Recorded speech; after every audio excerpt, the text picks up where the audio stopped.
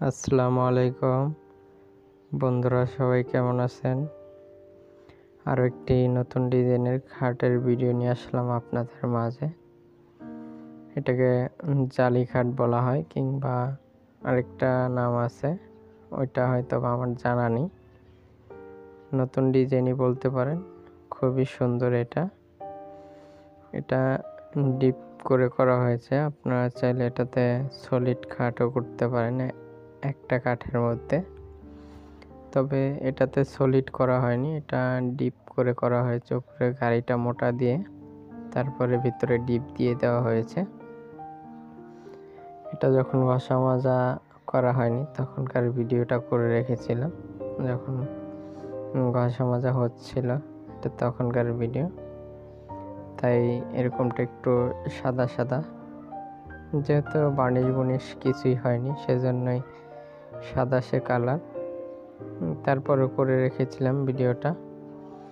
এটার উপরের পাশের পাখা এবং পায়ের পাশের পাখাটা কিন্তু সেম টু সেম ডিজাইন, এই জন্য একটু প্রাইসটা বেশি পড়ে। তবে আপনারা চাইলে পায়ের পাশের পাখাটা সোজার মধ্যেও করতে পারেন, যে বেশি ডিজাইন দিবেন না, একদম সোজা। সেটাতে খরচটা একটু কম পড়বে। তবে এটাতে যেহেতু সেম টু সেম, অর্থাৎ পায়ের পাশের পাখাটা দিয়ে চাইলেও আপনি একটি মাথার পাশের একটা সাইড তৈরি করতে পারবেন, সেজন্য এটার প্রাইসটা একটু বেশি পড়ে। তবে আপনারা অমনটা করতে পারেন, কোনো সমস্যা নেই। এটা যখন ভিডিও করতেছিলাম তখন কিন্তু এটা ফিনিশিং হয়নি, এটা তখনকার ভিডিও।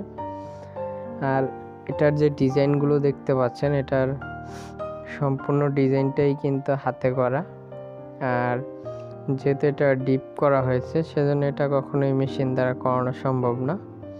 এটা মেশিনের ডিজাইনটা কখনো হবেও না, যেহেতু ডিপ করা। ডিপে এটা মেশিনে হয় না, মেশিনে শুধু সলিড।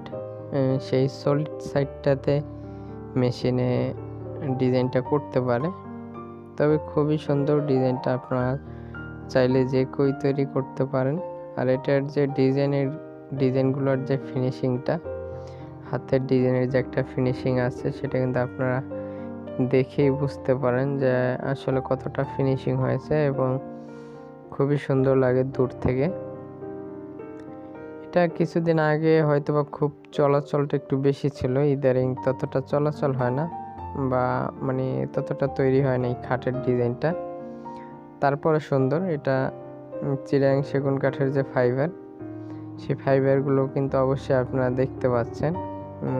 মাঝখানের যে ডিপটাতে, ওটাতে যে কালো কালো ফাইবার দেখা যায়, এটা অরিজিনাল চিটাগাং সেগুন কাঠের তৈরি,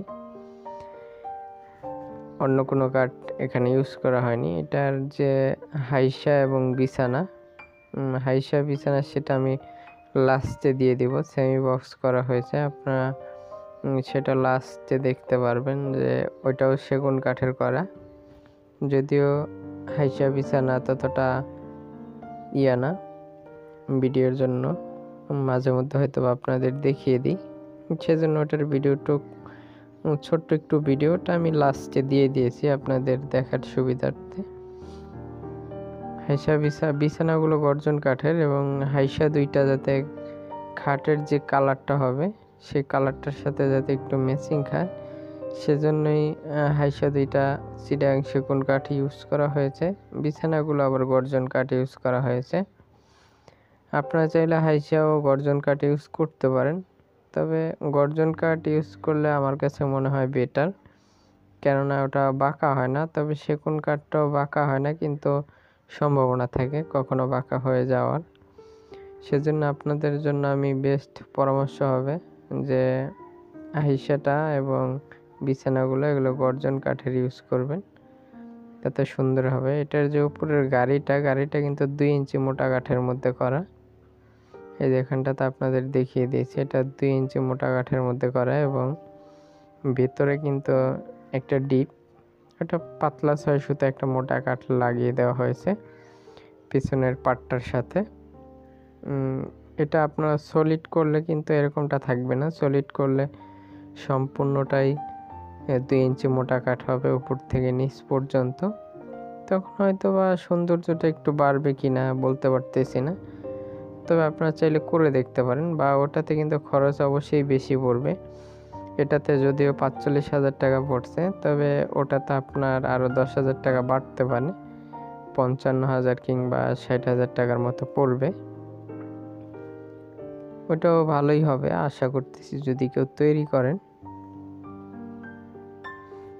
তৈরি করলে করতে পারেন, কোনো সমস্যা নেই। আর অরিজিনাল চিটাগাং সেগুন কাঠ, এটা অবশ্যই আপনারা চিটাগাং সেগুন কাঠের যে ফাইবার সেটা দেখেই বুঝতে পারবেন। আর এটা কিন্তু লাইট কালার করা হয়েছে, আপনারা চাইলে ডিপও করতে পারবেন।